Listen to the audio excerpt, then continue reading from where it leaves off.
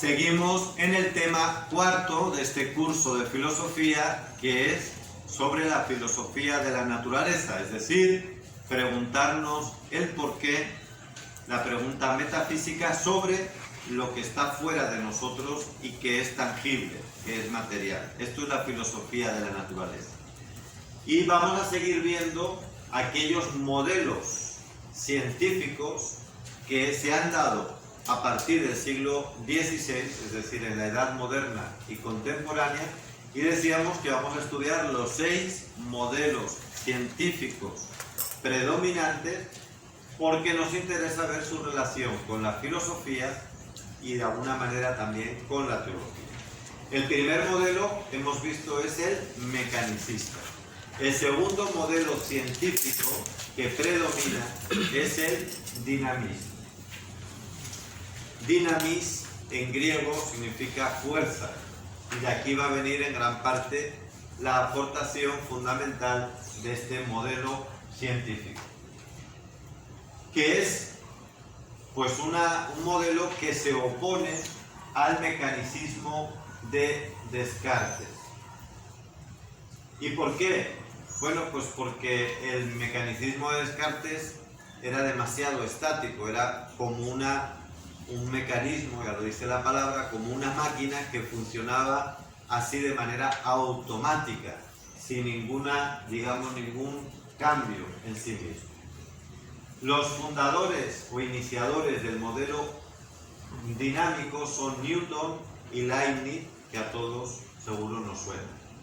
Estos dos genios, además, fueron los fundadores del cálculo infinitesimal, que tuvo un gran mérito porque introdujo la racionalidad en algo que parecía rebelde a esa racionalidad, ¿no? Que es el infinito matemático, y con ello proporcionó a la ciencia moderna uno de sus principales instrumentos.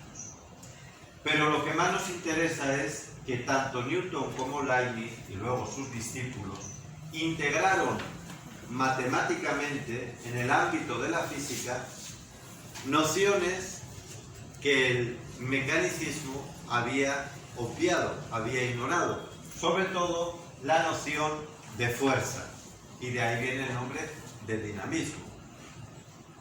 En el mecanicismo cartesiano, como les decía, todo funciona de una manera, digamos, automática. Es la máquina que tú le das el switch y ya funciona.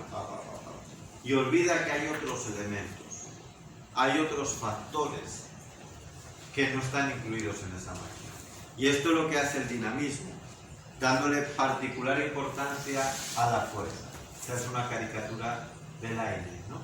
No muy acertada, pero bueno. Es indiscutible que el dinamismo tuvo un gran mérito al introducir esta idea de la fuerza.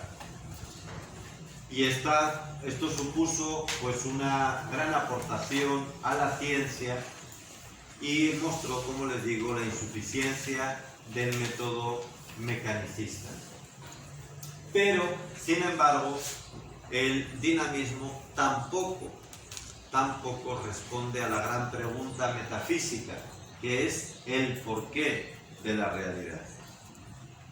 Vamos a otro de los métodos científicos. Otro muy importante es el atomismo, que viene de átomo.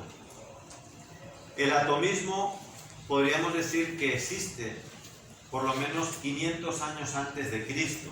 Hace 2500 años ya había filósofos en la antigua Grecia que, preguntándose precisamente sobre el porqué de la realidad, habían llegado desde un punto de vista solo filosófico a decir que la realidad que vemos tenía que tener unas partículas como base muy pequeñas, y ellos lo llamaban ya átomos. Ellos fueron los que empezaron a llamar a la estructura elemental de la realidad átomos. Pero claro, era algo que dedujeron, insisto, por mera deducción filosófica. No tenían evidencias científicas o experimentales. El atomismo de la ciencia moderna es distinto. ya no es un tema filosófico, aunque hay que vincularlo a él, porque estamos en filosofía, sino que se trata o se basa en el descubrimiento ya experimental de la estructura primordial de la materia, que son esos elementos indivisibles e invisibles, bueno, perdón, más que indivisible porque el átomo se puede dividir, pero es el elemento fundamental, quería decir invisibles y dinámicos y en permanente movimiento, por lo tanto no estáticos. Lo cierto es que esta idea, ya hemos dicho, lo compartían con los filósofos atomistas, aunque llegaron a ella, ya lo hemos explicado, por distinta vía. Cuarto método científico. Ya hemos visto mecanicismo, dinamismo, atomismo. El cuarto es el evolucionismo. También el evolucionismo muchas veces todavía hoy se quiere contraponer a la fe cristiana. Se dice que la Iglesia niega la evolución, lo cual no es cierto tampoco. La Iglesia no niega la evolución. Lo que niega es el evolucionismo materialista. Y lo niega porque además de contradecir los datos de la revelación, además de eso no es racional. Por eso lo niega. No porque vaya en contra simplemente de sus ideas, sino porque va en contra de la evidencia que tenemos. Pero para llegar a esa conclusión, primero vamos a entender cómo nace el evolucionismo. Recuerden que la visión aristotélica y tolemaica que había del universo y por lo tanto de toda la naturaleza tangible era una visión estática. El mundo, decían los griegos, existe así desde siempre y no cambia. Siempre ha existido y siempre va a existir y sin movimiento, con la Tierra en el centro, pero no cambia. Lo único que hace es ciclos, por lo tanto es un movimiento circular que es repetir siempre lo mismo, eso sí, pero es un movimiento cíclico. Ahí no hay una evolución, es una repetición. Una evolución es cuando se pasa a otra manera de ser distinta, que va a su vez a hacer el paso a otra y así sucesivamente. Eso no es cíclico, es evolutivo. Bien, pues esta visión estática, que además luego influía también en la anatomía del ser humano, es decir, los que tienen una visión estática o cíclica, que es asimilable, es lo mismo prácticamente, también pensaban que nuestro cuerpo, el cuerpo del hombre, siempre había sido así. Que Dios nos creó, o simplemente el hombre surgió tal como somos ahora, sin ningún tipo de cambio ni evolución. Esa es la postura estática de la realidad. Y este señor, Cuvier, que vivió entre 1769 y 1832, va a ser el que empiece a plantear el evolucionismo.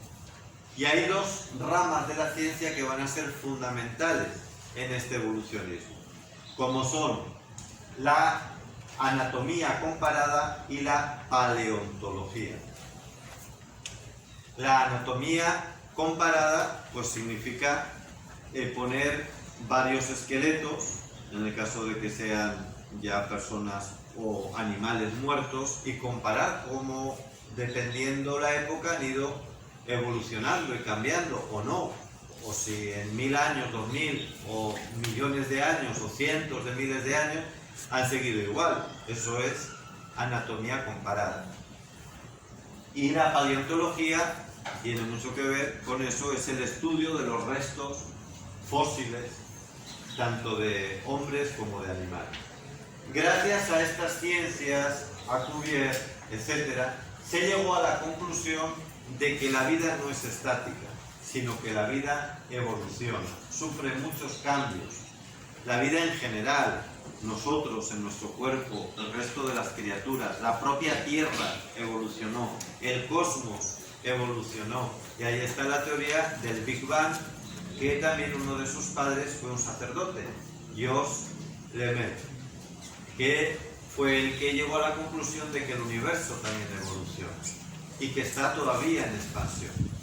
Muy bien, pues hasta aquí esta lección.